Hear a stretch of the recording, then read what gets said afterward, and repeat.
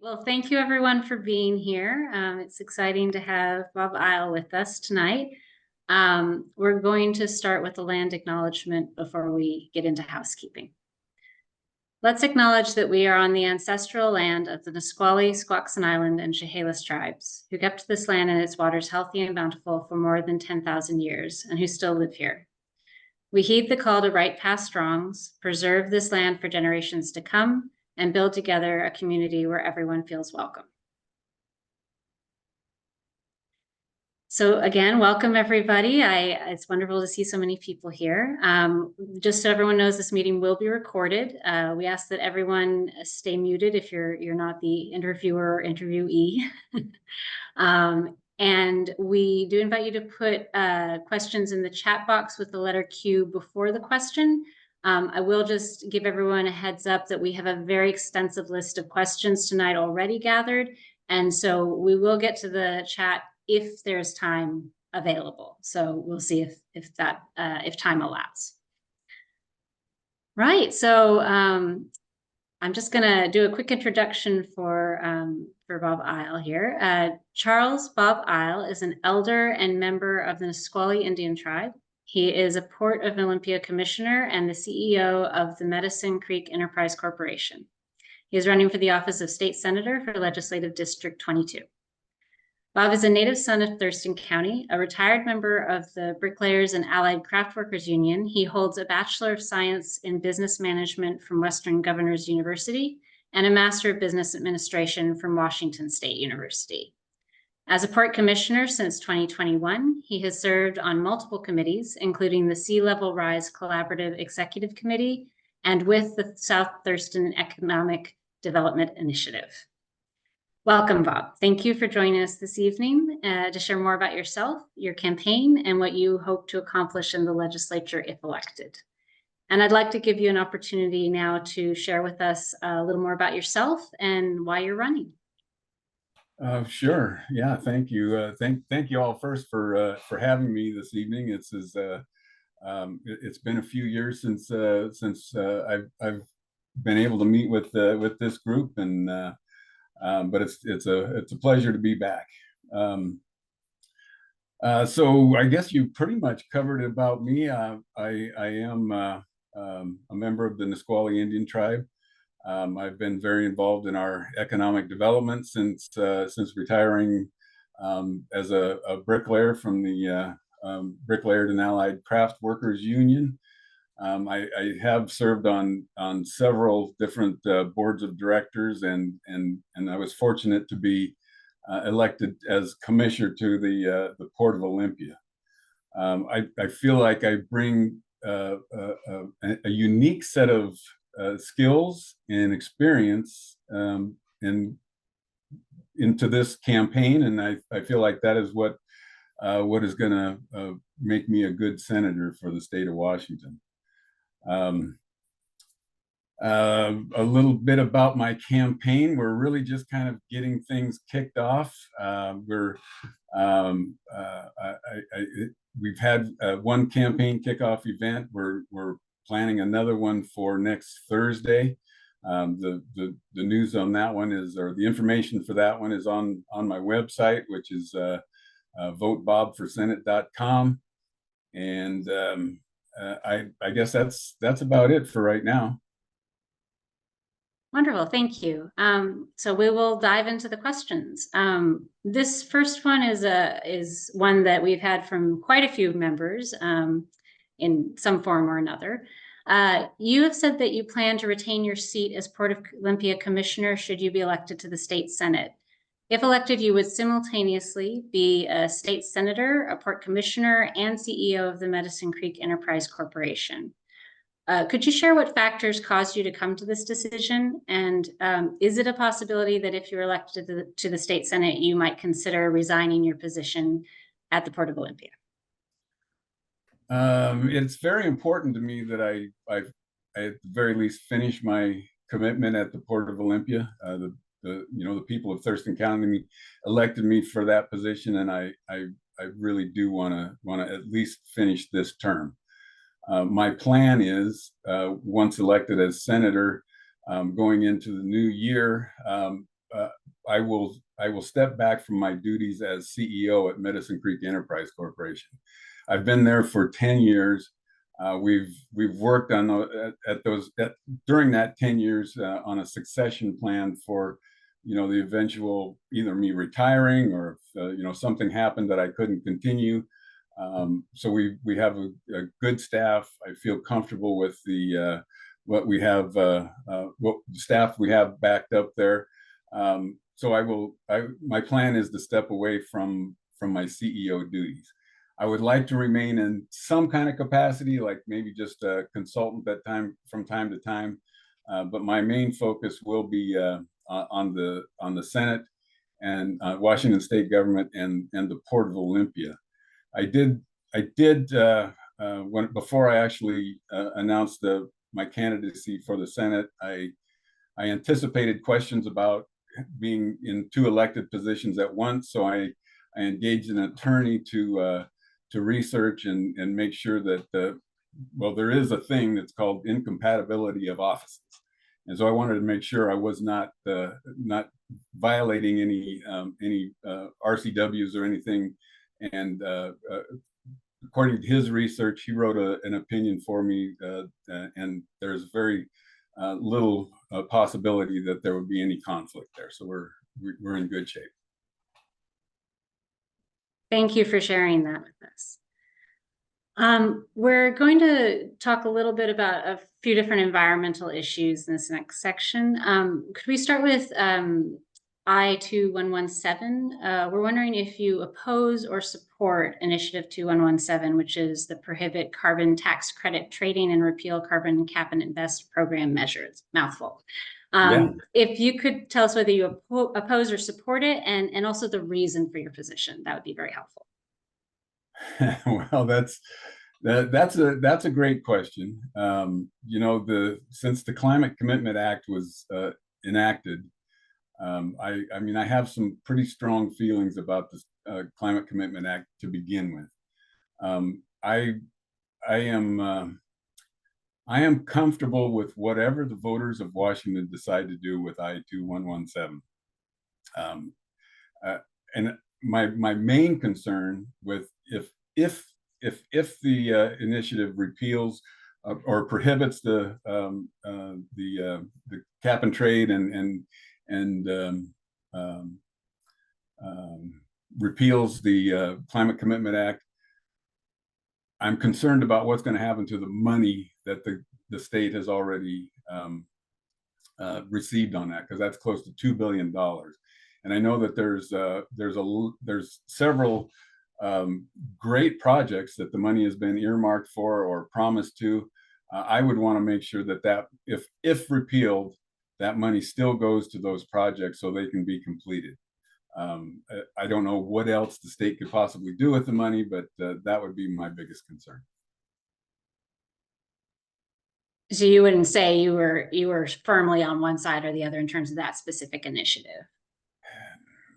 I'm really on the fence with that, just because I think that I think that the voters of Washington deserve to just make that choice. Thank you for sharing some of your thinking behind that.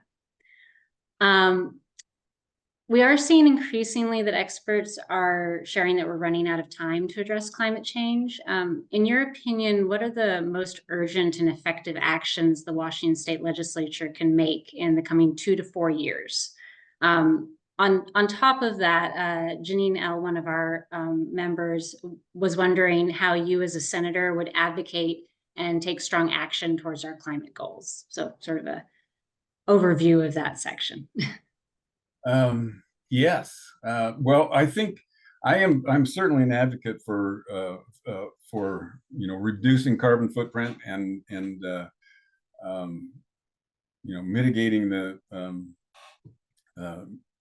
mitigating environmental hazards. And I think what it's going to take is, I think it's going to take a collaboration. I think it's going to take public-private partnerships to work through these issues. One example is the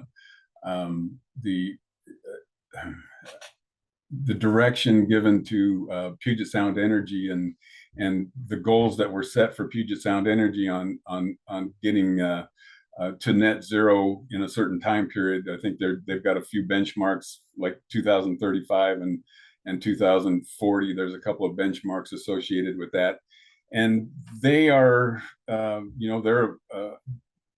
they're seeking public-private partnerships to help get through those and achieve those goals. And I think that is going to be a key aspect to us reaching the goals and making sure that we do it.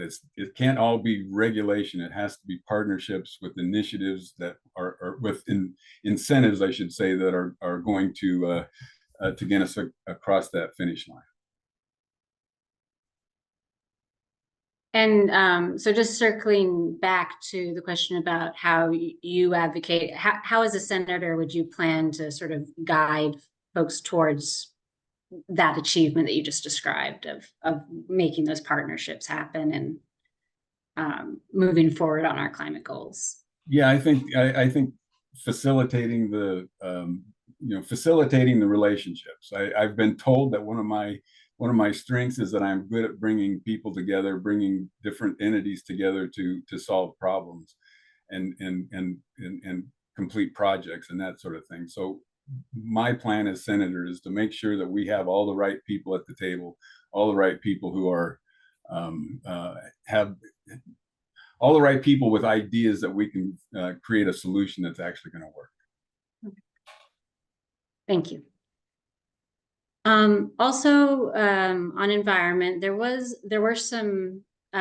several people interested in knowing a little bit more about the Swire Coca-Cola lease decision. So in 2022, you voted in favor of the port's decision to lease 90 acres of prairie habitat to Swire Coca-Cola for 75 years on the Olympia Airport property in your role as port commissioner. Can you please explain why you supported this decision? And then I've got a follow-up question to that, but we'll start there. Sure. I supported that, number one, because it was a good economic development project for the Port of Olympia. Before I made that decision to be in support of it, I did my due diligence. I talked to several people, including several folks from the city of Tumwater. I talked to the folks from the city of Tumwater's water sources. I talked to the folks at Lot to make sure that the water wouldn't overwhelm their system, or any wastewater from the plant wouldn't overwhelm their system. And so, that being said, I felt it was a good economic development project for the port, and I felt it was going to benefit the city of Tumwater, which desperately needed the tax money. So that's why I voted in favor. Thank you for sharing that. Sure. There was some additional curiosity about the reasons for the sort of a rapid decision-making process that went through in the port, and the choice by the commissioners as a whole not to require a separate review prior to the lease agreement approval. Could you share what you see as the reasons for those two things happening? I didn't really feel like it was rushed through. I felt like we did take quite a bit of time to consider it. I think we had it was a several month process, and the SEPA review is going to be is going to happen before the construction. So it's part of the process still. We just we didn't see a reason to do it ahead of signing the lease. Thank you. So staying connected to the port, but kind of widening out to the broader state, we know that the Commercial Aviation Work Group is evaluating the long-range commercial aviation and transportation needs of Washington State. Yes. Do you support an expansion of aviation infrastructure in our state to address the projected SeaTac capacity deficiency of 400,000 annual operations? And if so, if you do support that, what location or locations do you believe the infrastructure expansion should take place in? Okay. Sorry, that's a big question. Yeah, it is a big question. Yeah. And the commercial aviation work group, I was just talking with somebody the other day, and I mentioned that they kind of went quiet on me. I haven't really heard what they've been doing, and I need to probably dig into that a little more and find out what if anything they've really been doing, because it would be nice to know. Um, it would be nice to know what direction they're going, because we don't want a repeat of the CAC's kind of a surprise. It seemed like it was kind of a surprise what they were recommending, as far as that aviation expansion. I do think that we're going to have to do something. Um, people are going to People want to travel. People are going to want to fly. Um, CTAC is going to be overwhelmed. Well, it's already overwhelmed, but it won't get any better. So I think we're going to have to come to a solution, and hopefully this work group can come to um, can come up with a real good solution. It would be nice if we didn't have to build completely brand new facility, but I think that's probably going to be one of the recommendations. And where would I think it would be located? Uh, certainly not in the watershed area that was recommended earlier. And I think the Eatonville area that was recommended, I think, is just too far off the main corridor. So I mean, probably somewhere a little bit south. I think Lewis County. The thought was that was a bit too far south, but I think that's kind of the area we have to look. But I don't mean to say that I'm advocating for that. I just believe that is probably the direction we will be looking. Thank you. So I'm going to shift gears here a little bit for a little while. In your questionnaire, you stated that you support common sense firearm regulations. Could you tell us what you think the single most important legislation is that should be passed to reduce gun violence in our society?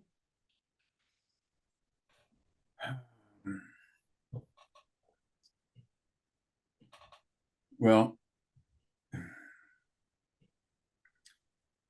let me start by saying I am personally not a gun owner. I don't own any guns. I don't feel a need to have a gun. That being said, virtually everybody else in my family does own guns, and they feel for whatever reason they need to have guns. I would not be in favor of any legislation that would limit law-abiding citizens from owning a gun. But we do have to figure out how to keep guns out of the hands of criminals and those without I guess I could say, the mental capacity to be a responsible gun owner. So we have to figure out how that works. Do you have any legislation that you're watching or that you would support that you think would start to address that or continue addressing that issue? No, to be honest with you, I have not looked at any legislation that has been considered recently or considered anything that I would bring forward new. Okay. Thank you very much for telling us about that. And then sort of linked, you stated that we owe it to our community and law enforcement officers to provide world-class training. And I was just wondering if you could expand a little bit and let us know what you see as part of world-class training. What would that involve? Well, I think the law enforcement, law enforcement specifically, I was going to say first responders, but all first responders, of course, are, they are our law enforcement folks have a difficult job, and our law enforcement folks are our mothers and fathers, our sons and daughters, our brothers and sisters, and our neighbors. And we're asking them to do a very difficult job, and we owe it to them to make sure they have the resources and they have the training to carry out their job in a respectful and effective manner. And when we have situations that law enforcement has maybe gone overboard in the execution of their duties, it tells me that we have not given them the training that they need to fully understand how to react to each and every situation. So that's what I mean by providing world-class training, so that they have the training and we eliminate those instances where they maybe overreact. Thank you for clarifying that. And then I'm going to shift gear again. We have many different topics to cover. Sure, yeah. So one of our other members, John Gear, was wondering, will you support legislation to give cities, counties, and special election districts, such as school boards, the option of using ranked choice voting? Oh, gosh. You know that I've been hearing more and more about the ranked choice voting, and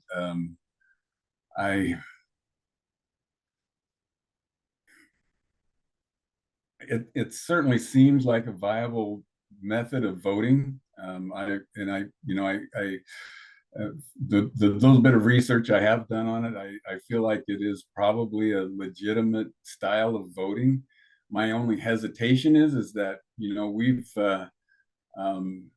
in off election years, it's such a struggle to get people to the polls and to get out and vote. I feel like the voting system that we have now in place it works really quite well, and I think I'm afraid that if we tried to make big changes or alter the system in any way, we're going to and this is just my opinion. I'm afraid that we're going to make it harder for people to vote and participate, when it's really important that everybody has the absolute ability and making it as easy as possible for them to express their opinions through voting. Thank you for sharing that information. One of your questionnaire answers, you shared quite a bit that was very interesting. You shared several issues that the Nisqually Indian tribe has addressed or is addressing, including housing, healthcare, and environmental stewardship, among others. As you indicated in your questionnaire, these issues are also faced by the state of Washington. If elected, what would be your approach to incorporating successful strategies implemented by the Nisqually Indian tribe into state legislation? Yeah, thanks for bringing that up. Yeah. I think it's and the reason I went into such depth there is because I wanted to express that when you have a candidate who is a member of the Native American tribe and has been involved with the tribe, as I have for the past 10 years, and I've seen that I've seen how the tribe has addressed these issues. Poverty, for example. Our people were suffered extreme poverty for since the mid 1800s. Once the treaties were signed and we were placed on reservations, and the struggles that our leadership went through to just build, well, number one to survive, but to build an economy on our reservation so that people had some form of income, or had some opportunity to build their own, provide for their own families. Seeing what our ancestors accomplished, and seeing now how the our own economy has grown, and it's expanded outside of our own reservation boundaries. We're the 29 federally recognized tribes in the state of Washington are a major contributor to the state's economy. The last impact statement or last impact review we had done in 2022 identified about $69 billion that the tribes contributed to the state's economy. We provide over 35,000 jobs. So that just being an example of how what we have done to grow and help our own people, and how it's expanded to help everybody in the state of Washington. So how do I bring that to the Senate? Is again using that collaboration and bringing people to the table, and understanding, creating the solutions for poverty, for homelessness, or affordable housing. Tribes have addressed all of these things, and so I think that's one of the things when you're looking at candidates. That's one of the things a Native candidate brings to the table that others may well not. Thank you for expanding on that. One of those that you mentioned was, or that you mentioned in your questionnaire, was the environmental stewardship. And I know that Janine, one of our members, was wondering, if elected to the Senate, what actions do you plan to take to protect our Northwest forests as one part of environmental stewardship?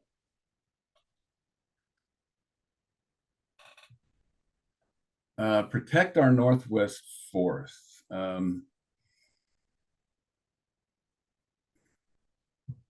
I think there are several approaches to protecting the forests. That's kind of a tough question, because there are, like I said, there are several factors, several different how do I say, organizations or entities or groups that have pretty strong opinions on that. One is maybe protecting like legacy forests and banning any type of harvesting system in legacy forests and that sort of thing. And then there's the approach of the managed forestry approach, which they claim that that's a better carbon sequestration system, and it protects better against wildfires and that sort of thing. So again, there are so many different opinions and approaches to it, that I think in order for us to really come to the best solution for the state of Washington is to have all of those organizations at the table, and let's figure it out. Let's figure out how we best protect our state's forestry. Thank you. And connected to that, do you think the Weyerhaeuser log shipping operation at the port is viable in the long term after the removal of the Fifth Street Dam? Kind of tie that in with the forest piece. Could you say that question one more time? Sure. Yeah. So we know that there's a plan to remove the Fifth Street Dam here in Olympia, and some of our members were wondering if you think the Weyerhaeuser log shipping operation at the port will be viable in the long term after that dam is removed.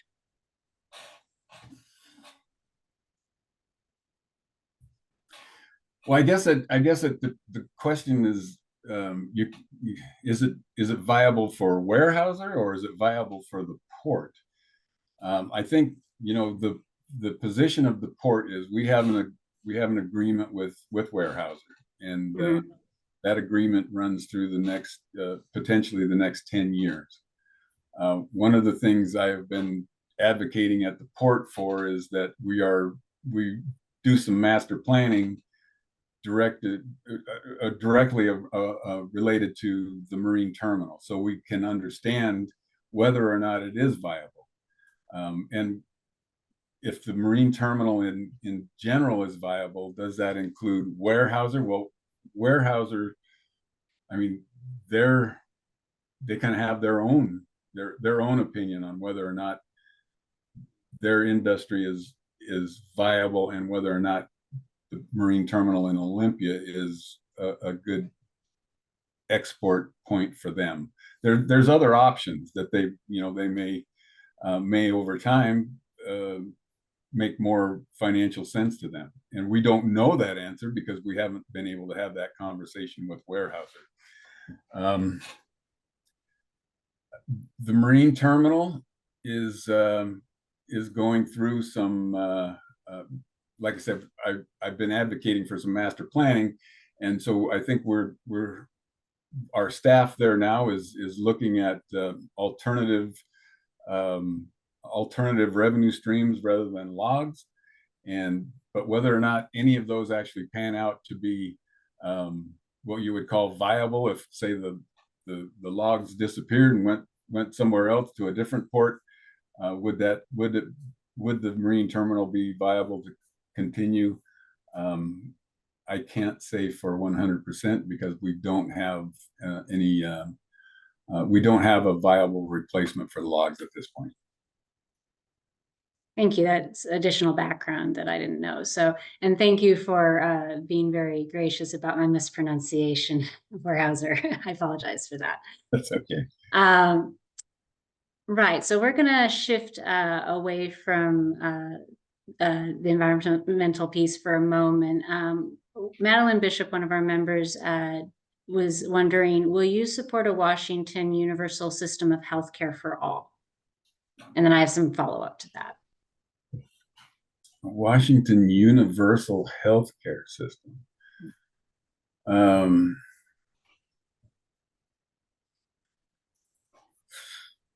Boy, that's another great question. A universal healthcare system. I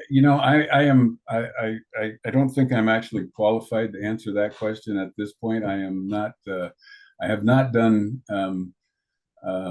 extensive research on what the benefits of a universal healthcare system would be. So I apologize, Madeline, but I don't have a good answer for you on that one. Do you have any other health system formats that you think might work better, or it's just that you need more research to know which way you might go with that? Well, I do need more research, and I think I would be motivated to do that research, simply because of the personal experience I've had with the healthcare system. My mother, we lost my mother here just this past October, and the last 5 to 7 years of her life, she was had dementia, and the healthcare system was, it didn't really work for her. Mm-hmm. She had healthcare, but she didn't really have any assets, but she had just enough income, so she didn't qualify for Medicaid, and so a lot of the burden of paying that gap in her healthcare needs fell on me and my siblings, and so yeah, it wasn't a pleasant experience. So that would be a motivation for me to do some more research on that. Great, thank you. And sort of very linked to that in a way. We're just going to go back to one of the initiatives for a moment. Do you oppose or support I-2124? And that's the opt-out of long-term services insurance program initiative. And if you could share whether you support or oppose, and then your reason for that position. Well, I support that initiative. I support it because I don't think that I don't think it's a good idea to force everybody to participate in that. I will, however, add a caveat that because of what I went through with my mother, I highly recommend everybody have long-term health care because it cost my siblings and I hundreds of thousands of dollars to care for my mother in the last 5 years of her life, and it was simply because that she did not have that long-term health care in her insurance plan, and so it's I personally have it now, and I will keep it, but I'm not a big fan of forcing folks to buy something like that. Thank you for sharing that. We have another member, Jean Cezanne, who says progressives are all in support of increasing resources for public education and to provide adequate healthcare. So we'll stay with healthcare a bit. What is the best way to raise the funds for increased support of our public schools and to increase funding for healthcare services? That's I'm gonna, if you don't mind, I'm gonna look up in my notes because the education. Of course. The education question is, that's important. We absolutely need to support our schools. You keep hearing in the news schools are closing down, and the can't hire enough teachers or support for teachers, and so we definitely need to figure out how we can raise the money to support our schools. And I may not have the exact answer right at this time, but that is something that would be very important to me. And I think there's probably I feel comfortable in saying that within our current tax structure, there's got to be a way to reapportion some of the funds so that we prioritize education and support our teachers and schools. Thank you. And sort of following on from that, I do know in your questionnaire you mentioned that one of the things you want to see more of in schools are additional support staff members, which you alluded to just now. Which support staff positions do you think are most needed, and why?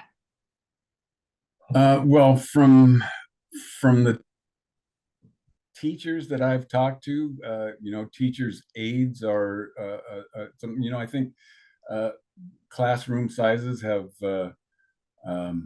grown, and if we can't control the size, if we can't keep it at a reasonable number of students per classroom, then we need to provide more support to the teachers. So that would be through teachers' aides and that sort of thing. So teachers' aides, that's great. And do you know of any legislation, or do you have any thoughts about legislation that might be put in place to support an increase in school staffing? Because funding is obviously one thing, but then making sure that schools actually implement.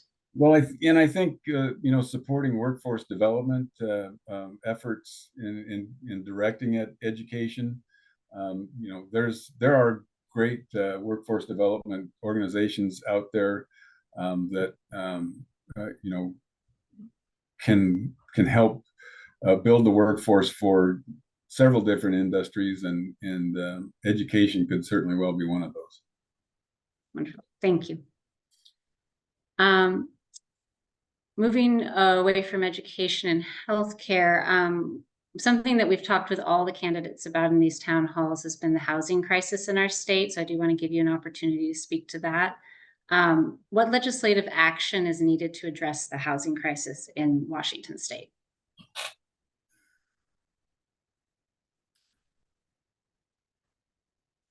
Well, I think what we need to do is, and I keep going back to the collaboration thing, but I really do believe that a collaborative style of governance is really what we need. Bringing the different stakeholders to the table and solving these issues. I think, and this is my opinion, that we tend to overregulate when it comes to housing in particular. Over-regulating landlords and developers is, if you look at it from a business perspective like I do, there are landlords and developers are running a business.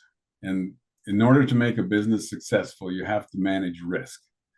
And whenever there's more regulations put on by government, or whether it's state, city, or county, when there's more regulations put on you, that increases your risk.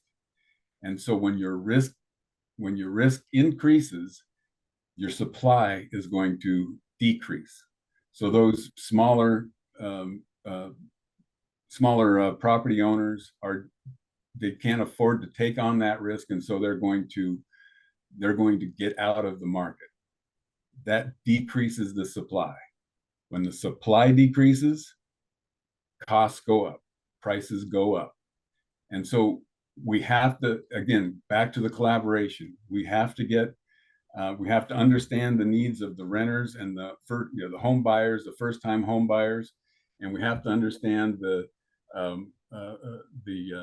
needs and the risk that the business owners, the landlords, and the developers are taking. Come together.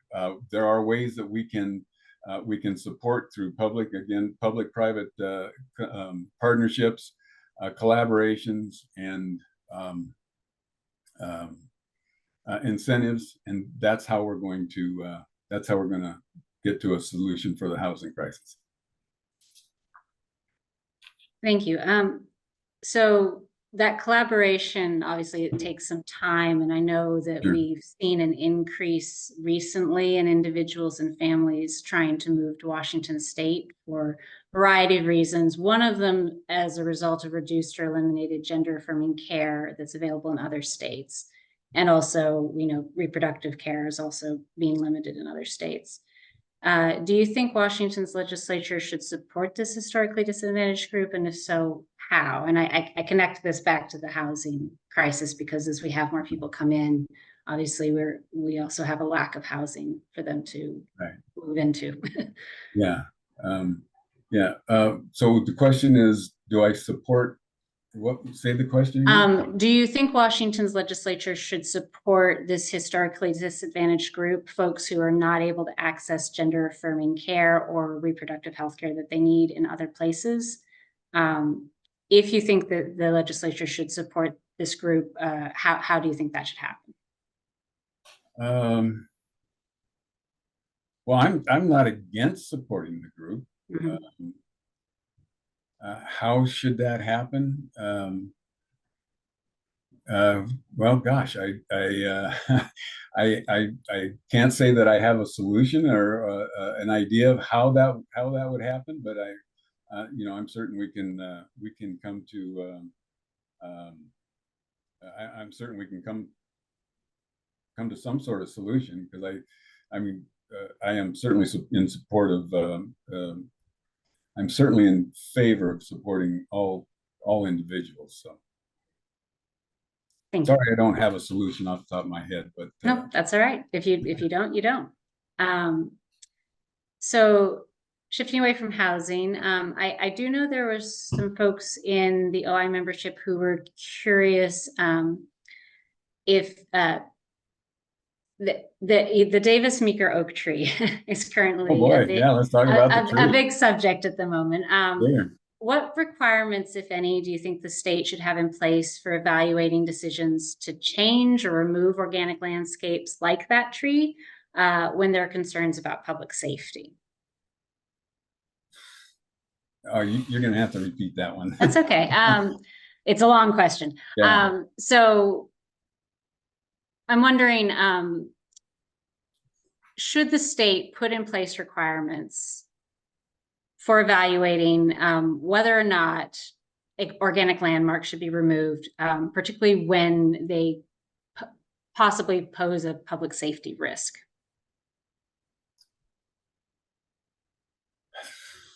Yeah. So I'm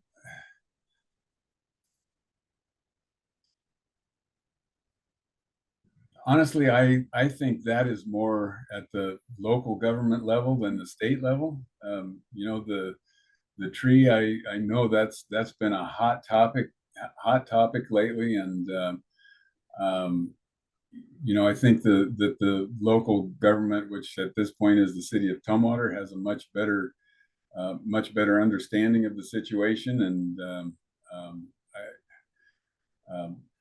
just referring to this situation, I think that's better handled at the um,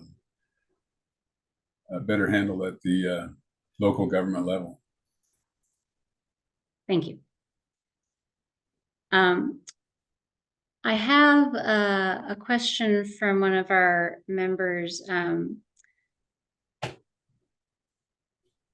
When I think you've described yourself as a moderate Democrat, is that accurate? Correct. Right. Could you explain how your positions are different from more liberal Democrats or from Republicans? How does that compare to those other areas? Well, as describing myself as a moderate Democrat and I do that because I'm very much in support of environmental issues, social issues. I'm very much in support of that. I am more fiscally conservative. I have a 37-year career in construction. I've had the past 10 years, I've been a corporate executive. So I have seen you know, economics from both sides, and so I've formed an opinion, and you know, there's the thing of it is that environmental and social things, business development, and that all has to work together, and it has to coexist. We have to make them all work, and so I have developed relationships over the years. I have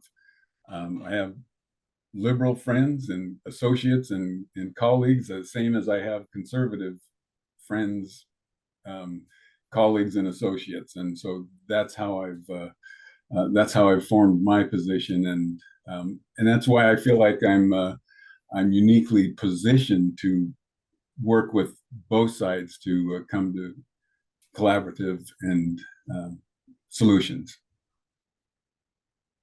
Thank you for expanding on that. Mm-hmm. And then actually connected to that, what programs would you like to sponsor when if you were elected to the Senate? And I have a second part to that question, but we'll start with, are there specific programs you're looking to sponsor when you're elected? My main, I don't have a specific programs I would like to sponsor. My main, I think the main things that I want to ensure that main things I want to make sure is that one, which is probably not listed on your things as one of my priorities, but transportation.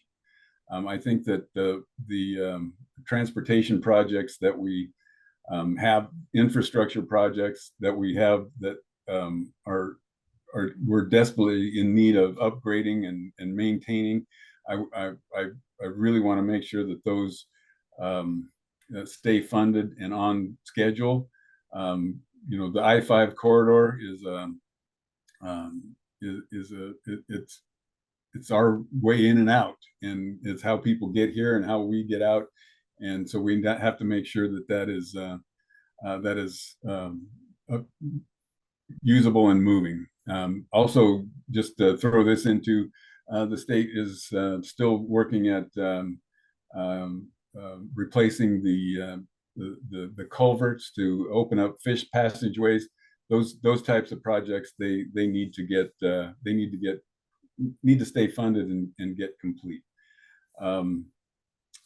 Behavioral health is another thing. Whatever I can do to help maintain that. We need to make sure that we have wraparound services for behavioral health, which includes even includes substance abuse programs, and there's a lot of folks out there who are I guess saying suffering in silence, that maybe seem functional and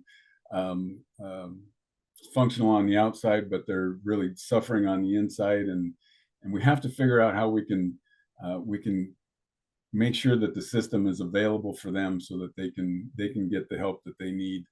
And again, bringing the tribes into it. The tribes are working to help with the substance abuse issues by building medically assisted treatment facilities that they're going to serve not only tribal members, but all everybody in the state of Washington. So those are a couple of the things that are really top priority for me. And you shared about how your experience as a CEO would be helpful in the state legislature, and how you talked about getting folks around the table and figuring out solutions together. Could you talk a little bit about how your port experience would be helpful in state legislature? Well, my port experience has been a real eye opener for me, and so I think understanding, it's given me a much better understanding of governance. Even though the Port of Olympia is it's a different animal, but still it is essentially a governmental corporation. But I think we deal with quite a few things at the port, and realizing that there are so many people who are passionate about their thoughts and beliefs, and how things should go at the port. And I'm certain it's even more so at the state Senate. So learning that there are people with strong opinions and viable opinions that really need to be listened to. So I think that's what helps me. Thank you.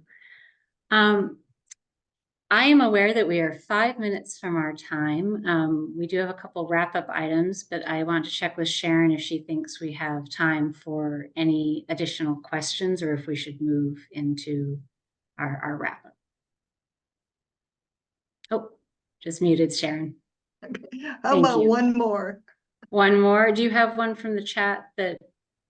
There is one from the chat, right, which is very interesting. Bob mentioned he was a moderate Democrat, I believe. And so what's your opinion of the current GOP? Well, I think, the current GOP, there's a range. I mean, there are moderate GOP folks also, those who are not quite. I mean, there's certainly those. Well, I'll just go ahead and say it. There's those MAGA Republicans that, to be honest with you, that was the January 6th. We potentially had an insurrection going on there at the nation's capital. January 6th could have been devastating for all of us. if that had actually succeeded, that would be devastating for the entire world. Now that I have no use for that. Those who are more moderate, that are willing to collaborate, willing to to work together to come to solutions, those are the folks I want to work with. Well, I know we have a lot of other questions in the chat, but I know we are also just about out of time. So I'm sorry for the ones we didn't get to. Folks are very curious. I would like to give you an opportunity just for a moment or two, Bob, to just add anything else you'd like to say. Is there any wrap-up comments? Are there any wrap-up comments you'd like to make? Sure. Yeah, I would like to say that one of the things that has led me to where I am today, and I'm very comfortable with myself and what I've been a part of, and I've gotten there because I look for the positive, and I look for the positive to use as a foundation to build upon.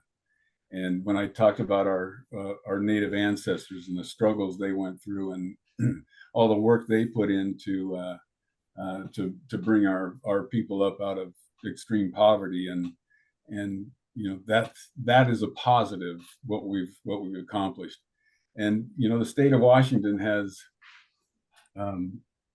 has positive aspects also. I mean, the state of Washington it's a top state for business and workers' rights. It's top state in one of the top states in the nation. We lead in industries like aerospace and agriculture and clean technology and more. So my approach to becoming a senator is to use what we have that's positive as a foundation to address the issues that we still have to face, like the homelessness or the affordable housing, and I truly believe that collaboration is the best way for us to solve that and other issues. I think that I guess I want you to know that this campaign and running for senator, I don't take this lightly. This isn't something I just say, oh, this is a good idea. This is deeply personal to me. I have